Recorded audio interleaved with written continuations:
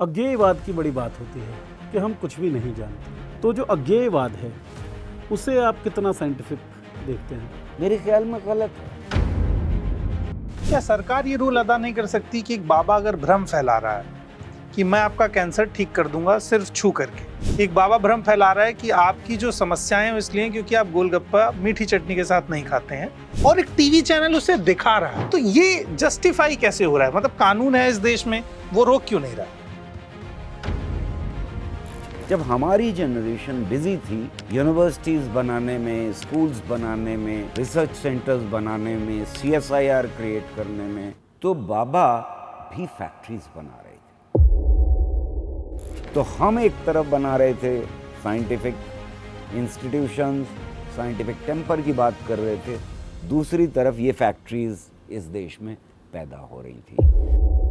Mummy papa बोलते हैं कि पंडित जी पैर छुओ, ये करो, तो वो फिर हम पेरेंट्स को कैसे बताएं? सर, आपके अकॉर्डिंग विश्वास और अंधविश्वास में क्या फ़र्क है? तो क्या आपको लगता है कि टाइम ट्रैवल कोई रियल चीज़ है? टाइम ट्रैवल कोई रियल चीज है?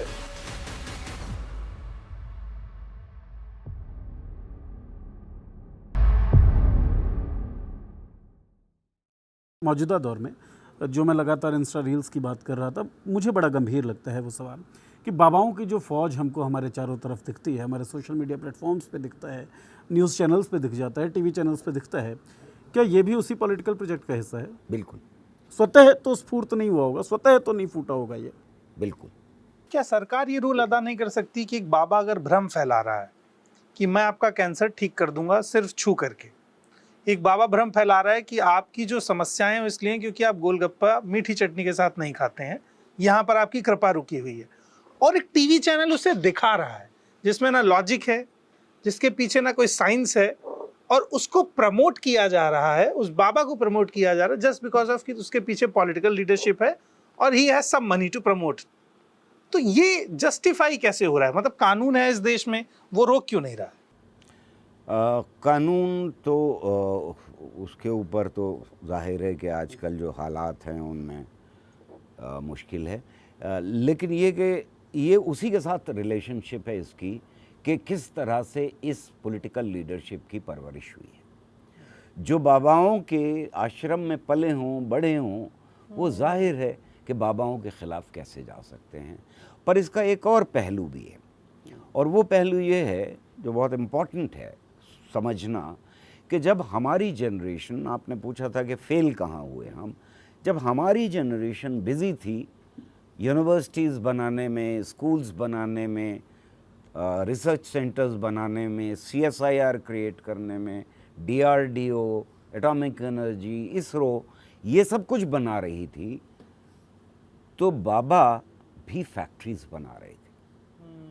और ये फैक्ट्रीज 80s में शुरू हुई बननी, बाबाओं की फैक्ट्री, बाबाओं की फैक्ट्रीज, उनका मॉडर्नाइजेशन हुआ, और ये आश्रम जो क्रिएट हुए वो चाहे मुसलमानों के हों, हिंदुओं के हों, क्रिश्चियंस के हों, और बाबा सब में हैं, और पाकिस्तान में भी बाबा हैं।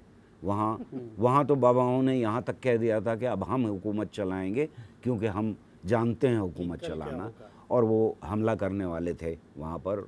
उनका एक FM चल रहा था जिसने ये चुनौती दी थी वहाँ की सरकार को कि तुम हटो, हम आ रहे हैं। कल को शायद यहाँ भी हो सकता है कि कोई बाबा इस तरह की बात कहे कि हाँ बहुत हो गया, तुमसे हिंदू राष्ट्र नहीं बन रहा, हम बनाने जा रहे हैं। बहरहाल ये बाबाओं की फैक्ट्रीज़ जो हैं ये मॉडर्न फैक्ट्रीज़ हैं। इससे पहले अध्यात्म था, कहीं ना कहीं जो हमारे रिलीजियस लीडर थे वो ऐसे डिस्कोर्स में शामिल होते थे जिस डिस्कोर्स के अंदर क्वेश्चनिंग थी, रैशनैलिटी थी। यहाँ कोई रैशनैलिटी की ज़रूरत नहीं है, यहाँ इनको नया प्रोडक्ट चाहिए था, और इन्होंने भ्रांतियों के और सुपरस्टिशंस के नए प्रोडक्ट परोसने शुरू किए। आपने कुछ प्रोडक्ट्स का नाम लिया, बच्चे शायद और भी बहुत सारे प्रोडक्ट्स जानते हों। गोलगप्पा है, खीर है, कोको कोला अंदर क्यों नहीं रखा, तुम्हारे घर में तिजोरी है उसके अंदर एक पैसा भी नहीं है, उसके अंदर पैसे। ये नए प्रोडक्ट्स हैं जो इन फैक्ट्रीज से पैदा हो रहे हैं। तो हम एक तरफ बना रहे थे साइंटिफिक इंस्टीट्यूशंस, साइंटिफिक टेम्पर की बात कर रहे थे, दूसरी तरफ ये फैक्ट्रीज़ इस देश में पैदा हो रही थी जो आज फल फूल रही हैं, और एक षड्यंत्र है इन तीनों के बीच में, पॉलिटिकल लीडरशिप, बाबा और क्रोनी कैपिटल। एक सवाल सर मैं ये सोचता हूँ, जो मेरा अपना पर्सनल सवाल भी है, अज्ञेयवाद की बड़ी बात होती है कि हम कुछ भी नहीं जानते। एक अथिज्म का धड़ा आता है कि भाई हम मानते नहीं हैं, एक थीस्ट लोग होते हैं जो मानते हैं। तो जो अज्ञेयवाद है उसे आप कितना साइंटिफिक देखते हैं? मेरे ख्याल में गलत है। हम जो जानते हैं वो जानते हैं, और हम ये जानना, हमारा ये जानना कि हम क्या नहीं जानते, कहीं ज़्यादा इम्पोर्टेंट है। हमें पता भी तो होना चाहिए हम क्या नहीं जानते। अज्ञेयवाद भी एक तरह का मिथक ही है।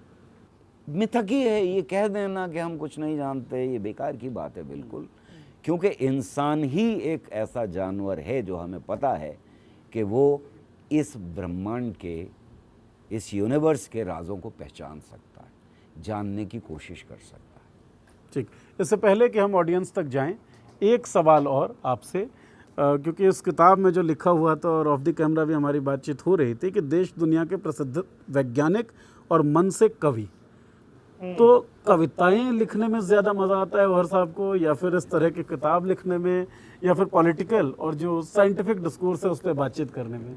कविताएं कहाँ से आती हैं? देखिए, आसान जवाब तो यह है कि बड़े आराम से कह सकता हूँ मैं कि जब साइंटिस्ट के बीच में हूँ तो अपने को शायर बता दो, शायरों के बीच में अपने को साइंटिस्ट बता दो, हाँ, और जहाँ दोनों हो, दोनों हो वहाँ अपने को फिल्म मेकर बता दो। तो पर ये कि मुझे दोनों में मज़ा आता है। अगर एक इक्वेशन आपके बच्चों को याद हो और आपको याद हो तो G = m1 × m2/r² है। इसमें 3 अल्फ़ाबेट, 2 नंबर जी, 1 और 2, GMR और 1 और 2, m1 × m2/r²। सिर्फ यही नहीं कि वो एटम के अंदर क्या हो रहा है, बल्कि धरती पर क्या हो रहा है, पानी कैसे बह रहा है, पेड़ कैसे उग रहे हैं, ब्रह्मांड कैसे चल रहा है, सोलर सिस्टम, सब कुछ बता रहा है।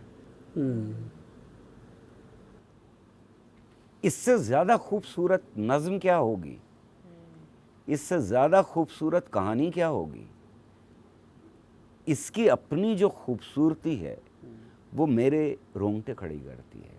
जब मैं एक मैक्सवेल्स इक्वेशंस को पढ़ता हूँ, और जब मैंने पढ़ा और समझा उन्हें, या E = mc² को समझा, तो वही थ्रिल मुझे आई जो फैज़ अहमद फैज़ की किसी कविता में, साहिर लुधियानवी के किसी गाने में, या जिस भजन का मैंने नाम लिया उस भजन के सुनने में आती है, लता के कुछ गाने हैं जिनके सुनने में आती है, या हरिप्रसाद चौरसिया को सुनने में आती है। अपनी नज़र वही सुनने में भी थ्रिल आती होगी सर।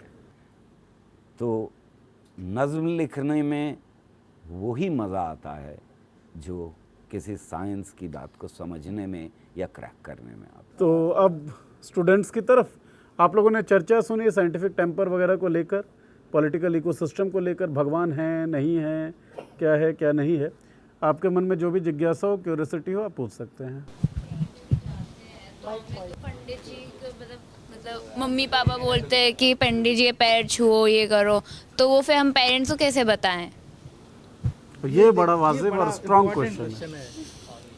ये बेहद इम्पोर्टेंट क्वेश्चन है और मेरे ख्याल में आपके सबके दिमाग में होगा। सर, आपके अकॉर्डिंग विश्वास और अंधविश्वास में क्या फ़र्क है? हाँ, यू कैन आस्क।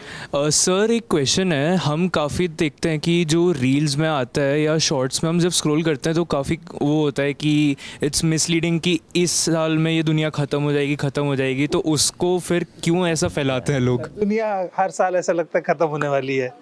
2026 में दुनिया ख़त्म हो जाएगी, 25 में होने वाली थी। ठीक है, तो हमारे पास 3 क्वेश्चन है मोटे तौर पे। एक ये कि पहला, सर, क्या आपको लगता है कि टाइम ट्रैवल कोई रियल चीज़ है? टाइम ट्रैवल कोई रियल चीज है? तो एक तो सर घर वालों को कैसे मनाएं जब वो कहते हैं कि पैर छू लो पंडित जी का? ये विपता सिर्फ आपकी विपता नहीं है, पीसी रे जो फादर ऑफ केमिस्ट्री कहलाते हैं उनकी भी विपता है, जिनका मैंने जिक्र किताब में किया है। सोशल प्रेशर इतना ज़्यादा होता है हमारे ऊपर, ये मम्मी पापा की खाली बात नहीं है, हमारे ऊपर सोशल प्रेशर इतना ज़्यादा होता है इस बात का कि हमारे घर में तो दाल ऐसी ही पकती है। यहाँ से शुरू होता है और यहाँ तक होता है कि इसके पैर छूना ज़रूरी हैं, लड़कियों को बाल लंबे रखने ज़रूरी हैं, लड़कियों को ऐसे बैठना चाहिए और लड़कों को ऐसे होना चाहिए। लड़के रो नहीं सकते, क्या टेसुए बहा रहे हो लड़कियों की तरह से, है ना, चूड़ियाँ पहन रखी हैं क्या? तो लड़कियों को एक तरह से बिहेव करना है, लड़कों को एक तरह से बिहेव करना है। लड़कियों ने सारे अच्छे कलर चूज़ कर लिए हैं, लड़कों को सारे फीके कलर दे दिए हैं हमारे समाज ने, बिल्कुल बेकार किस्म के, राइट। तो ये सोशल प्रेशर इतना ज़रूरत से ज़्यादा होता है कि हमारा ये बिहेवियर होना चाहिए। इसमें हम में से कुछ को कुर्बानी तो देनी ही होगी अगर बदलाव लाना है तो। हमें रिजेक्ट करना पड़ेगा। ना मानने का ये मतलब नहीं होता है कि आप बेइज्जती कर रहे हैं। इन दोनों में फ़र्क होता है कि आप अपने पेरेंट्स की इज्जत करते हैं और उनसे डिसएग्री करते हैं। डिसएग्री करने का ये मतलब नहीं है कि आप उनकी इज्जत नहीं करते। और अगर हर जनरेशन हमेशा अपनी पिछली जनरेशन से एग्री करती रहे तो विकास रुक जाएगा, फिर बदलाव रुक जाएगा। तो हर नई जनरेशन को डिसएग्री तो करना ही चाहिए, परखना तो चाहिए, ये सोचना चाहिए कि जो ट्रेडिशन है वो अच्छा है या बुरा है। और उसकी एक अच्छी कसौटी ये है कि अगर 200 साल बाद, 400 साल बाद, 1000 साल बाद हमारी अगली जनरेशन्स पलट के देखेंगी तो वो हमारे इस एक्शन को अच्छा कहेंगी या बुरा कहेंगी। आप ऐसे समाज को बुरा कहते हैं या नहीं कहते कि जिसमें लोग खरीदे और बेचे जाते थे? गुलाम प्रथा को अच्छा कहते हैं या बुरा कहते हैं? सती प्रथा को अच्छा कहते हैं या बुरा कहते हैं?